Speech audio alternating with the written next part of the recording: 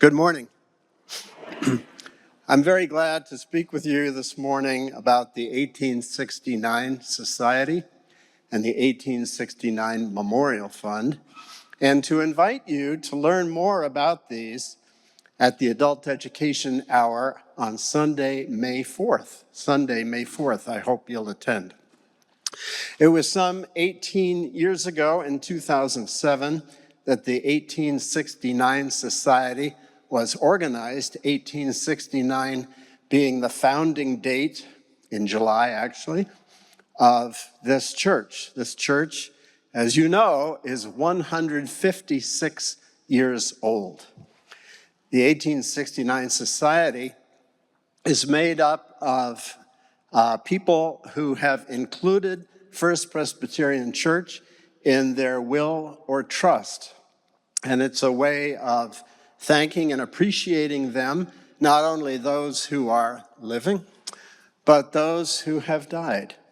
And over many years, people have included the church in their estate plans, and their names are listed along with present donors on the giving tree in Prior Lounge, which have a look at it. The 1869 Memorial Fund was a permanent fund established at the same time, beginning with a transformational gift by Sherman and Jean Condon.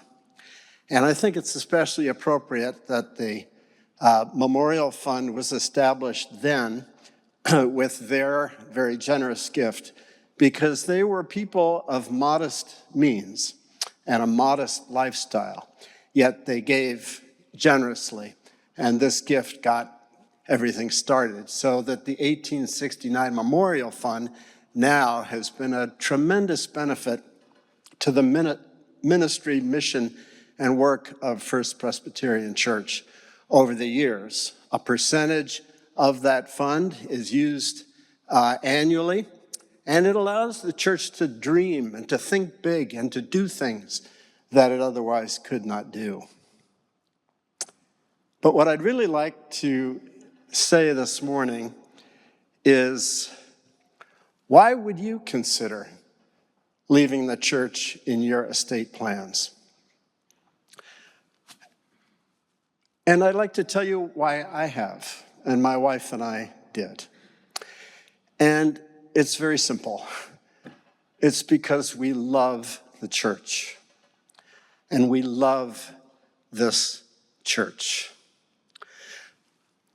I'm sure you've had moments over the years, perhaps very recently, on Sunday morning here, or Wednesday evening, or some other time on this campus, when there's been a moment and you have realized that God is with you.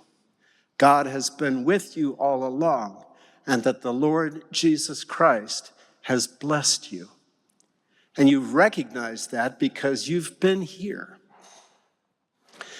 That has been true for me so many times. And I think of people in the life of this church who have touched me in the most profound way. People who are never in the newspaper headlines, but people who I consider to be the great saints of the church. And I think first of Irene Anderson, after whom Anderson Lounge is named. She was an elementary school principal and kept tabs on the membership of First Presbyterian Church, and I understand phoned people on Sunday afternoon if they missed church. If you got a call from Miss Anderson, that's kind of old school, but I think it was wonderful. And she attended my installation in September of 2002. It was not long before she died. And I've never met anybody who glowed from the inside. And I felt like I was in the presence of a saint. And then there's Bert Willoughby. And I remember two instances when Bert spoke up on behalf of the poor and marginalized in our community.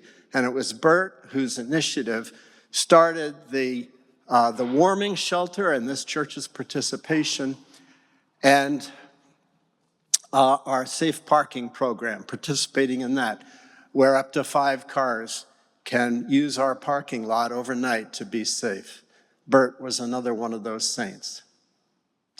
Loida Marquez, who without fail on Sunday morning would share a moment of her gratitude for God's goodness in her life, her participation in mission, standing up for all kinds of people, another saint of the church.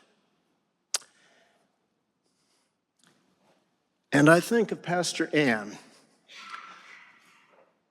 who volunteered when my wife died to come back from her vacation early in order to officiate at Kati's memorial service. I will never forget that as long as I live. These are some people, these are some reasons why I love this church. And one way I can say thank you is to have included this church in my will.